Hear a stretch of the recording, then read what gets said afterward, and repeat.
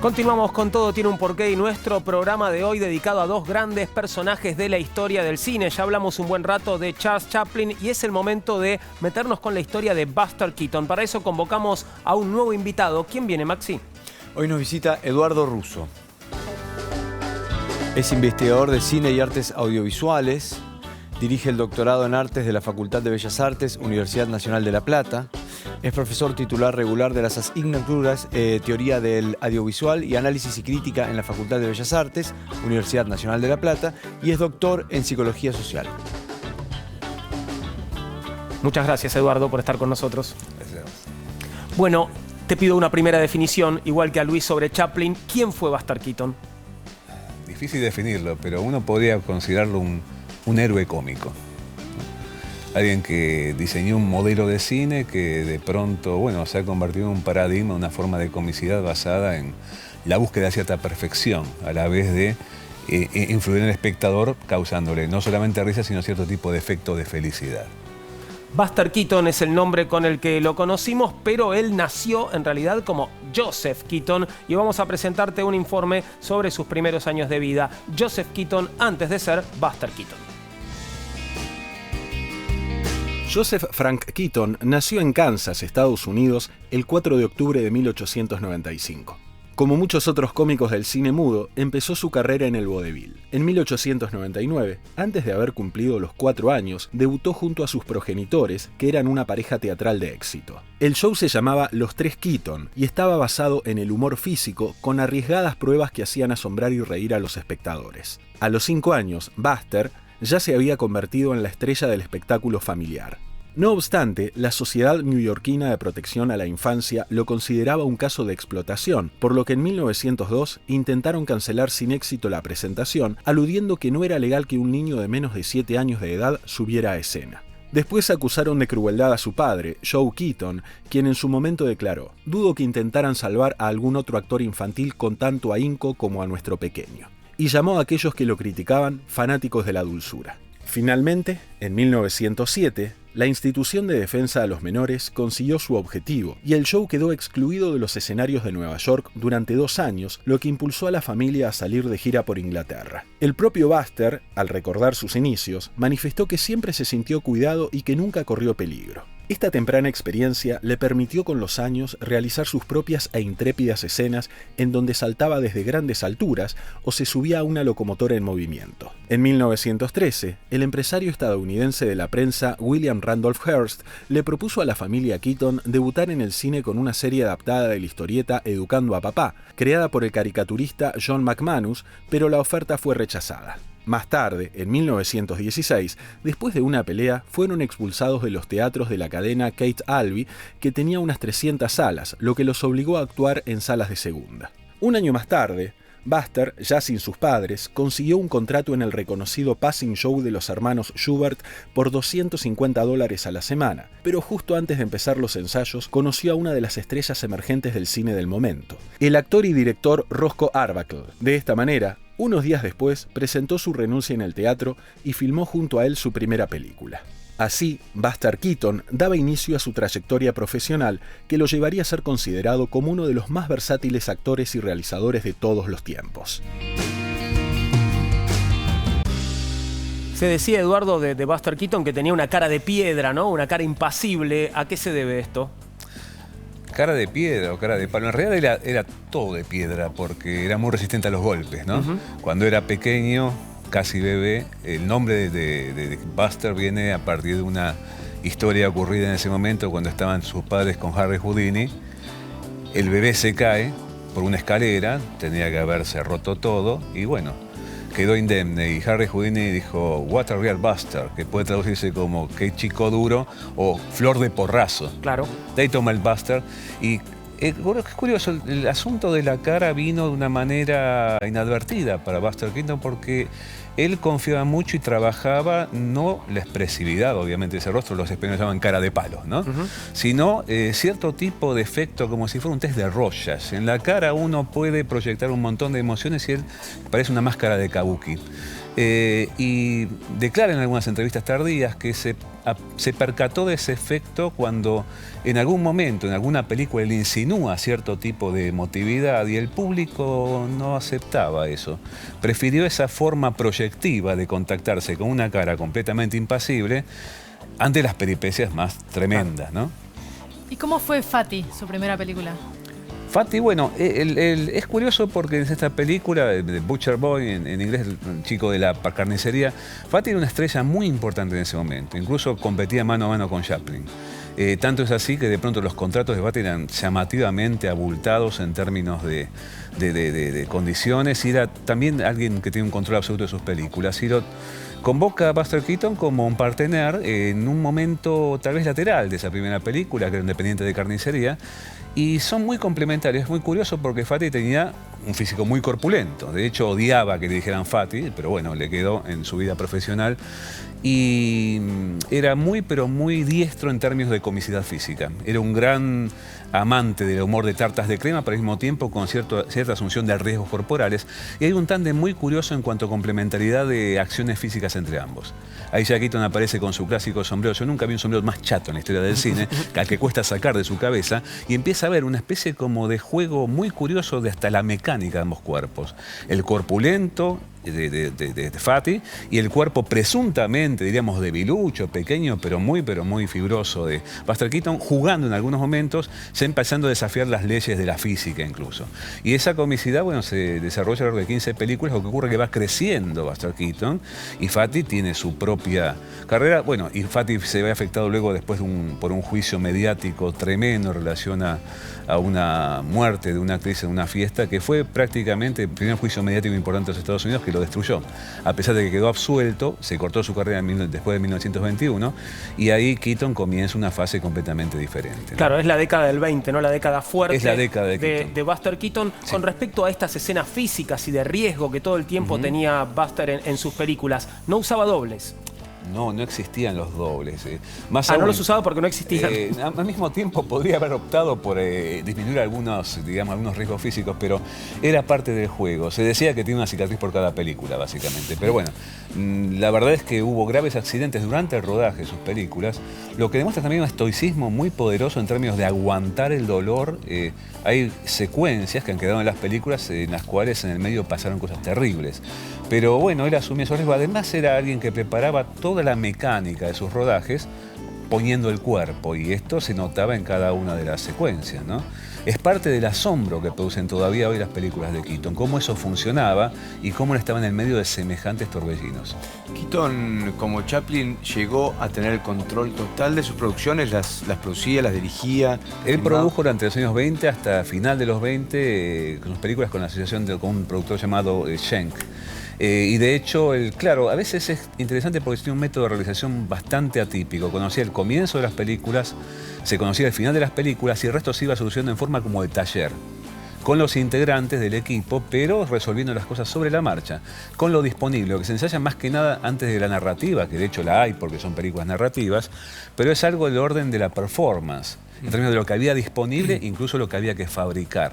Eso fue un gran problema hacia el final de la década, cuando las películas son crecientemente complicadas en términos de producción. Se perciben como caras, y ahí empiezan los problemas para Keaton cuando tiene que empezar a hacer una transacción y empieza a trabajar para Metro-Goldwyn-Mayer. Y dentro del sistema de estudios, en sentido estricto, y ahí empieza a complicarse todo porque empieza a verse constreñido en cuanto a esas ambiciones de desarrollar un pequeño universo keatoniano, que era prácticamente esa ambición, ¿no? ¿Los títulos más reconocidos de Buster Keaton son de esa década del 20 o vienen después? Son de los años 20. Es interesante porque de pronto hay un mix. Podés mencionarnos curioso. Algunos, ¿no? Sí, de mediometrajes, cortometrajes y largometrajes, todos desarrollados entre 1923 y 28-29. Uno puede encontrar algunos mediometrajes que han sido obras mayores de Keaton, como Sherlock Jr., el moderno Sherlock Holmes, películas de largometraje más bien cortos, cercanas a una hora, como El Navegante, o monumentos que en su momento no fueron gran éxito, pero que hoy en día son considerados como, bueno, un patrimonio de la humanidad cinematográfica, como El maquinista de la General. Y películas que de pronto como se entienden con un género y lo desarman y lo convierten en otra cosa, como El Conquistador del Oeste, ¿no?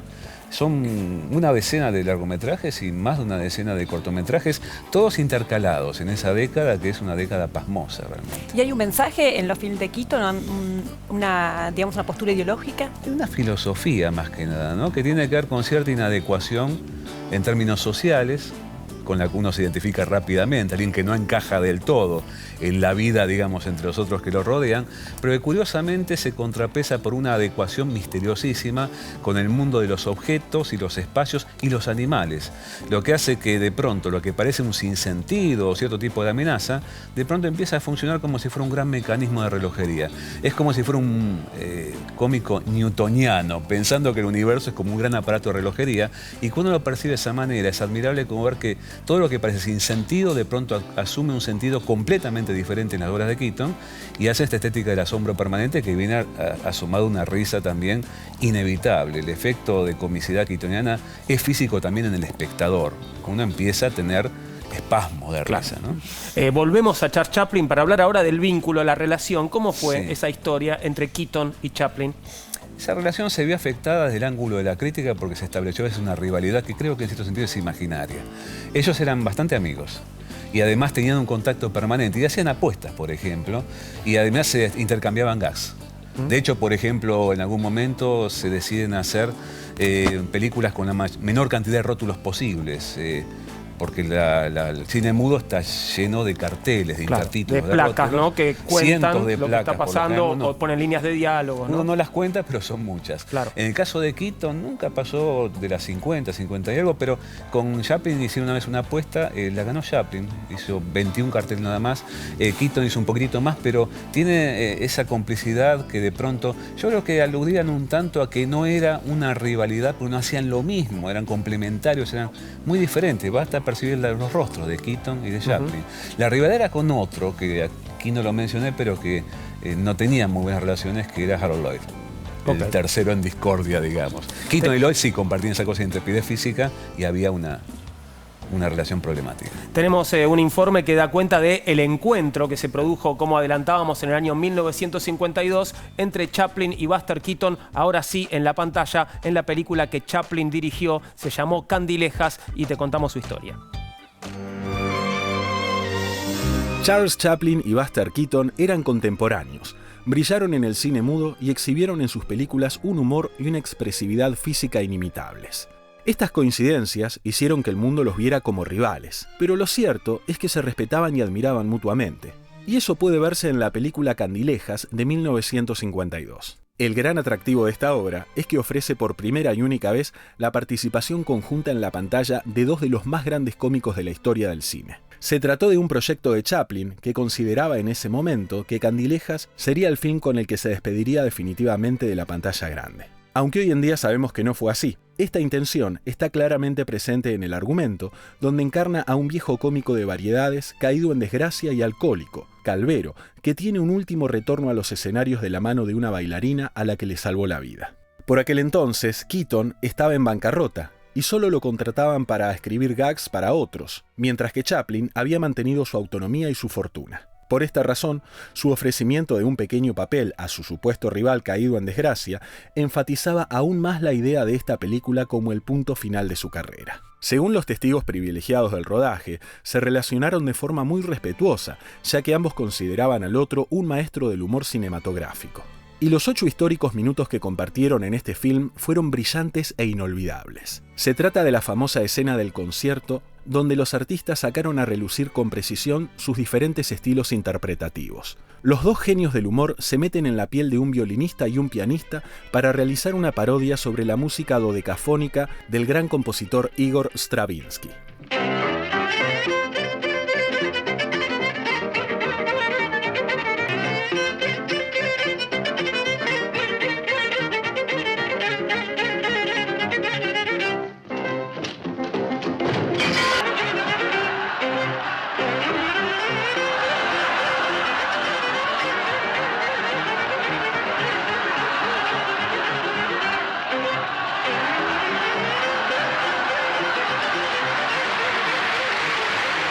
Sin embargo, una vez estrenado el film, los rumores no se hicieron esperar. Algunas versiones señalaban que Chaplin, celoso de que un Keaton en decadencia ofreciera una interpretación más cómica en su propia creación, recortó algunos de sus mejores gags para mayor lucimiento propio. No obstante, nadie discute su generosidad para con su colega, que estaba transitando una época oscura de su vida.